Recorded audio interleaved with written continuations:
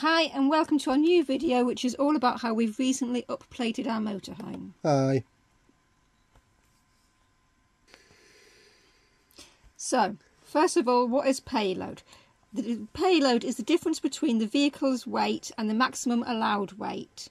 It's the weight allowance you have to carry everything in your motorhome, which is everything you want to take with you, including all people and all your pets.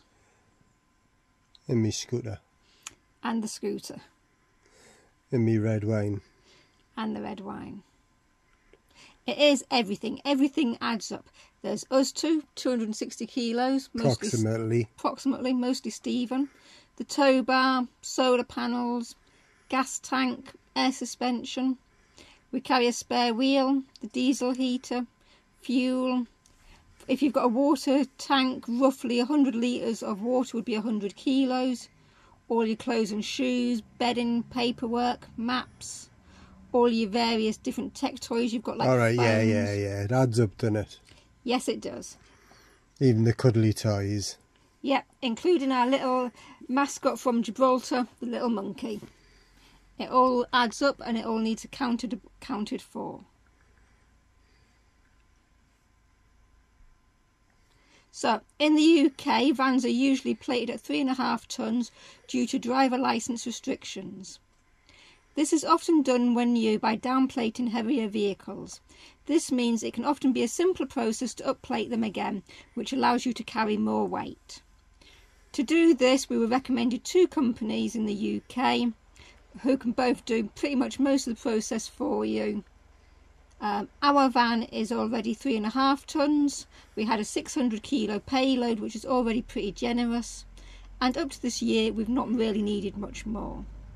But this year we've bought the scooter and it is 135 kilos. While we do mostly have it on the trailer, we've got a rack that we'd like to use, and both the scooter and rack add weight, so we decided to upplate. 2 companies were recommended to us and we inquired from them both of the costs and process.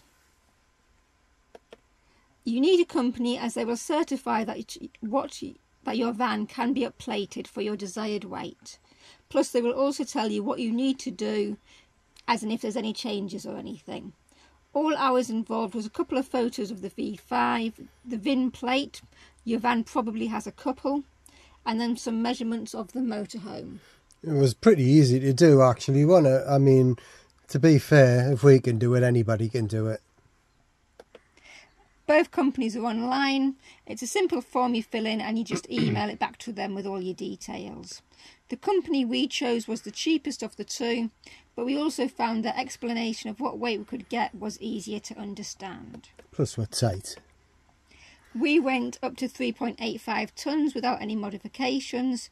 If we'd wanted to go any higher, we would have had to put on stronger back springs, and then there's a bit more effort involved because you'll need to get a garage to then send them. So that's an extra 300 kilos, isn't it? Yeah. Having provided all the information to the company and paid them, they emailed us back all the forms, and then you have to then post it to the DVLA. But our company we chose sent us detailed instructions of what to do. The whole process took about 7 weeks, most of which is waiting around for the DVLA. Once you've received your new V5, you attach the new VIN plate, which was supplied by the company you've paid, and that's pretty much it, although you've also got to tell your insurance company. So the costs, we paid £276 for the process, £6.85 to make sure the DVLA received all the paperwork, but we did have savings of road tax. It was £325. It goes down to about 160, and we got a rebate of a cheque through the post. So the pros and cons. The pros are that you can now carry more legally. So I can carry a lot more wine when I come back from Spain. And gin. And vodka. And cheese. Oh yeah, don't forget the cheese. The road tax is cheaper.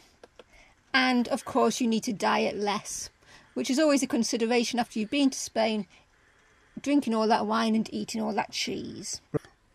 But I don't need to diet because I'm built like the perfect sportsman, a darts player. Around darts player from the 50s. But anyway, now to the cons. You will need to have a Class C on your driving licence, which either means you've got grandad rates or you've passed a test. The UK low emission zones are much more expensive as your class as a HGV now. This has repercussions for us because we could no longer go through the central motorway in Newcastle because it'll be cost us £100. Well, I wouldn't do that anyway. Drive around it. We did it the other year to avoid the high winds. Oh, yeah. Next time we'd go through the Tyne Tunnel instead because that's only a couple of quid to get through it. But anyway, another one to watch out for is also certain road restrictions you'll no longer be able to go down, and in some countries tolls will be more expensive. Probably France. Yes, very likely France. So that brings us to our top tip, which is connected to it. When you change your road tax rate, you will need to have paid for your road tax either yearly or 6 monthly and then claim back the difference. You can also, if you're about to renew your road tax, you can also at the same time fill out a form and then you can just send them a cheque for the new amount. Unfortunately, we had not long renewed by direct debit, and as a result of such, we had to cancel the direct debit, sawn our van for 5 days, and then we had to renew our tax at the year's rate so that we could claim back the difference and go down the band, which meant effectively that Sunak has gained an extra month's road tax from us. For doing nothing. Yes, but I'm sure he'll use it for some wine for himself or something. Parties.